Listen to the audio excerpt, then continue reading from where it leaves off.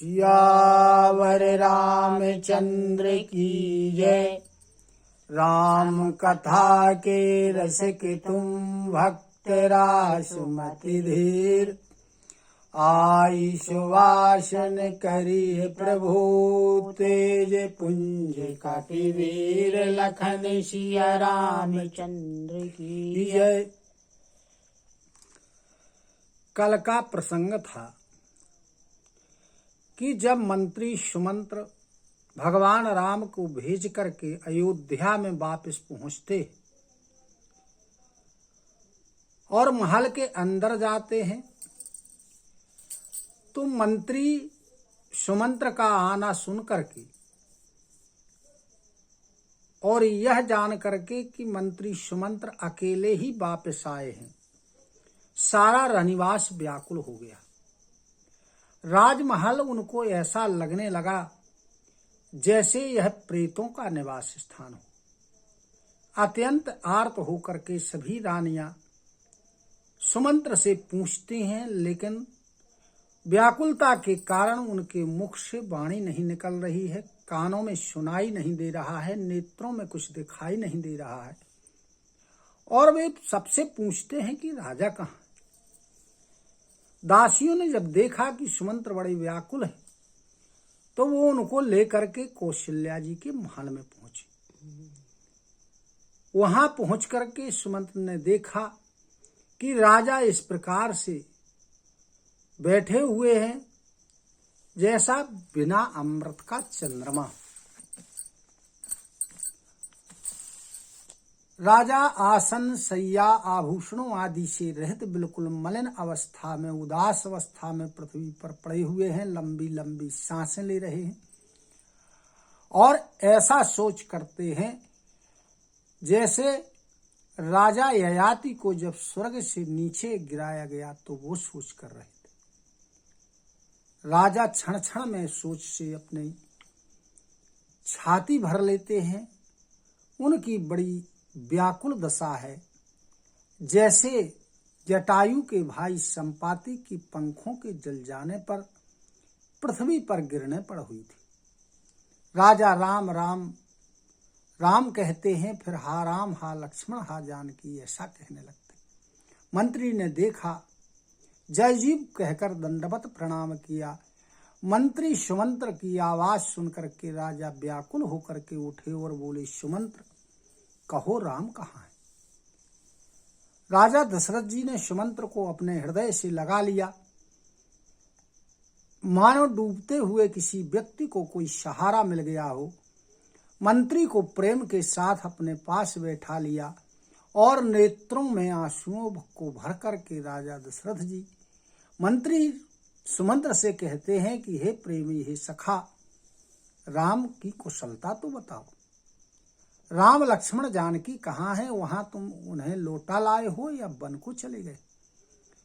ऐसा सुनते ही मंत्री सुमंत्र के नेत्रों में जल भर आया। शोक से व्याकुल होकर राजा फिर से पूछते हैं, सीताराम लक्ष्मण का संदेशा सुनाओ। भगवान श्री रामचंद्र जी के रूप, उनके गुणशील और स्वभाव को याद कर करके राजा दशरथ जी के हृदय में बड़ा सोच हो रहा है। राजा दशरथ जी सोचते कि मैंने पहले राजपद देने की बात कही, उसके बाद वनवास दे दिया, तो वह सुनकर भी श्री राम के मन में ना तो कोई हर्ष हुआ ना विषाद हुआ। ऐसे पुत्र के बिछड़ जाने पर भी यदि मेरे प्राण नहीं गए हैं तो मेरे समान बड़ा पापी इस पृथ्वी पर कोई नहीं होगा। हे सखा, श्री राम जानकी और लक्ष्मण जहां हैं मुझे वहां पहुंचा दो, और नहीं तो मैं सत्य कहता हूं कि मेरे प्राण अब चलना चाहते। इसके आगे का प्रसंग। सखा राम सिय लखन जहाँ, तहाँ मोहि पहुँचाऊ। नाही त चाहत चलन अब, प्राण कहूँ सती भाऊ लखन सिय रामचंद्र की जय। श्री रामचंद्र जी, माता जानकी जी और लक्ष्मण जी जहाँ हैं, हे सखा मुझे वहीं पहुंचा दो, नहीं तो मेरे प्राण आप जाना चाहते। पुनि पुनि पूछत मंत्री राऊ, प्रियतम सुआनो संदेश सुनाऊ। करही सखा सोई बेगी उपाऊ, राम लखनु सिय नयन दिखाऊ। राजा दशरथ जी बार बार मंत्री सुमंत्र से पूछते हैं कि मेरे प्रिय पुत्रों का समाचार सुनाओ। हे सखा, तुम तुरंत कोई ऐसा उपाय करो जिससे श्री राम लक्ष्मण जी और जानकी जी मुझे आंखों से दिखाई दे जाए। सच्चो धीर धरी कहे मृदुवानी, महाराजो तुम पंडित ज्ञानी। वीर सुधीर धुरंधर देवा, साधु समाजु सदा तुम सेवा। मंत्री सुमंत्र ने धैर्य को धारण किया और बड़ी कोमल वाणी के साथ राजा दशरथ जी से बोले कि हे महाराज, आप तो पंडित हैं, यानी बुद्धिजीवी हैं, ज्ञानी हैं और शूरवीर हैं और धैर्यवान हैं। उत्तम प्रकार के धैर्यवानों में आप श्रेष्ठ हैं। आपने सदा साधुओं के समाज की सेवा की है, उनका सेवन किया है। जन्मों मरण सब दुख सुख भोगा, हानि लाभू प्रिय मिलन वियोगा। काल करम वश हो ही गुसाई, वरवस राति दिवस की नाई। यहाँ मंत्री सुमंत्र ने बड़ी बढ़िया बात कही, बड़ी सुंदर बात। कहने लगे मंत्री सुमंत्र की, हे महाराज, जन्म होना और मृत्यु होना, सभी प्रकार के दुख और सुख तथा भोग विलास ऐश्वर्य आदि, हानि होना और लाभ होना, प्रिय व्यक्तियों का मिलना और उनसे वियोग होना, ये काल के और कर्म के अधीन है और ये इस प्रकार होते रहते हैं अपने आप, जिस प्रकार अपने आप काल कर्म के अधीन होकर और दिन और रात होते रहते हैं। सुखो हरो सही जड़ दुख विल खाही, दो समुधीर धरहि मन माही। धीरज धरहु विवेक विचारी, छाड़िए सोच सकल हितकारी। कहने लगे कि जो मूर्ख व्यक्ति होते हैं वे सुख में तो बड़े प्रसन्न होते हैं और दुख में बड़े दुखी होते हैं, व्याकुल हो जाते हैं। लेकिन जो धैर्यवान पुरुष होते हैं, धीर होते हैं, वे अपने मन में दोनों को समान समझते। हे सबका हित करने वाले, आप विवेक लगाइए, विचार कीजिए और धैर्य को धारण करिए। और जो शोक है आपके हृदय में उसका परित्याग करिए।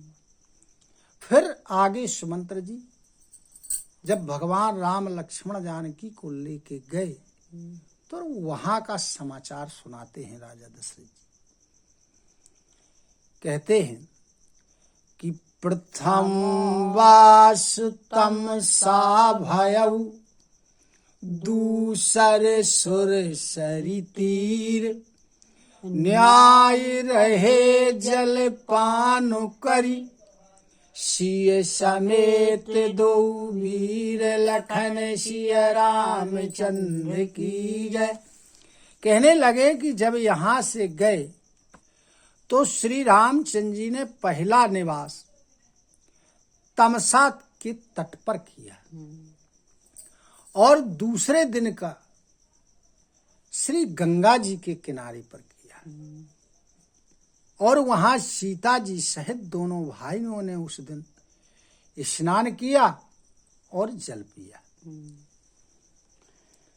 केवटो कीन्ही बहुत सेवकाई सो जामिनी सिंह रोर गमाई हो तो प्रात बट क्षीर मंगावा जटा मुकुट निज शीश बनावा। केवट जो निषाद राज थे उन्होंने बहुत प्रकार से सेवा की। वह रात भगवान राम ने श्रृंगबेरपुर में बिताई। दूसरे दिन जब सुबह हुआ तो उन्होंने बरगद का दूध मंगवाया और श्री राम लक्ष्मण ने अपने सिरों पर उस दूध की सहायता से और जटाओं के मुकुट बनाए। रामो सखा तब नाव मंगाई प्रिया चढ़ाई चढ़े रघुराई लखनो बान धनु धरे बनाई आपू चढ़े प्रभु आय सुपाई। भगवान राम के सखा जो निषाद राज थे उन्होंने नाव मंगवाई। सीता जी को पहले चढ़ाया भगवान श्री रामचंद्र जी ने और फिर श्री रामचंद्र जी नाव पर चढ़ गए। फिर लक्ष्मण जी ने धनुष बाण को सजा करके रखा और प्रभु श्री रामचंद्र जी की आज्ञा प्राप्त करके फिर लक्ष्मण जी नाव पर सवार हुए। बिकलो विलोकी मोहि रघुवीरा बोले मधुर वचन धरि धीरा तातो प्रणाम तात सन कहेहु बारो बारो पद पंकज गहेहु। मुझे व्याकुल देख करके भगवान श्री रामचंद्र जी ने धैर्य को धारण करके बड़ी कोमल और मीठी वाणी के साथ मुझसे कहा कि हे तात पिताजी से मेरा प्रणाम कहना और मेरी ओर से बार बार उनके चरण कमलों को पकड़ना। करबी पाए परी विनय बहोरी तातो करिए जनि चिंता मोरी बन मगो मंगल कुशल हमारे कृपायनुग्रह पुण्य तुम्हारे। फिर पांव पकड़ करके उनसे विनय करना, कहना कि हे पिताजी आप मेरी चिंता न करिए। आपकी कृपा से, आपके आशीर्वाद के, आपसे अनुग्रह के, आपके पुण्यों के प्रभाव से वन में और रास्ते में हमारा कुशल मंगल ही होगा। तुम्हेरे अनुग्रह तातु कानन जात सब सुख पाई हूँ। प्रतिपालिया सुकुशल देखन पाए पुण्य फिर आई हूँ। जननी सकल पर तोषी परि परि पाए करी विनती घनी। तुलसी करहु सोई जतनु जेहि कुशली रही कौशल धनी। कहना कि हे पिताजी, आपके अनुग्रह से मैं बन जाते हुए सब प्रकार से सुख ही प्राप्त करूंगा, और आपकी आज्ञा का, जो आपने 14 वर्ष के लिए वनवास की आज्ञा दी है, उस आज्ञा का भली प्रकार से पालन करने के बाद आकर के आपके चरणों का दर्शन करूंगा। सब माताओं के पैर पड़ पड़ करके उनका समाधान करना और उनसे बहुत प्रकार से विनती करके कहना। तुलसीदास जी कह रहे हैं कि तुम वही उपाय करना, वही कार्य करना जिससे कौशलपति श्री दशरथ जी कुशल पूर्वक रहे। गुरु सन कहा वो संदेशु बार बार पद पदुम गही। करव सोई उपदेशु जेहि न सोच मुहि अवधपति लखन सिया रामचंद्र की जय।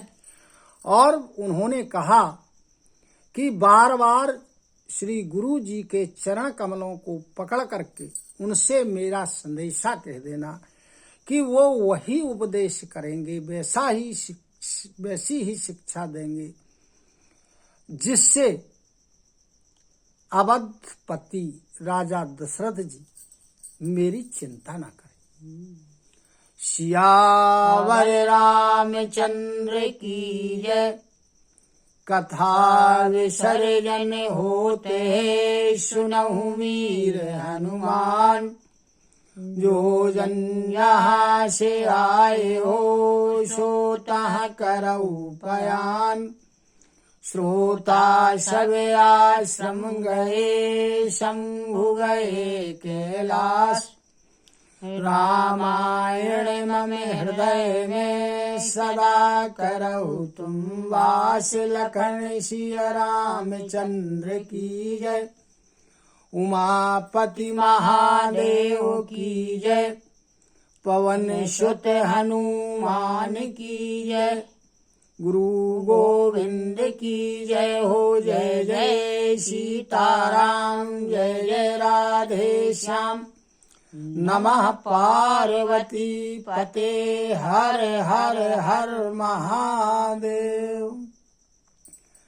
हरि शरणं हरि शरणं हरि शरणं हरि शरणं हरि शरणं हरि शरणं हरि शरणं हरि शरणं।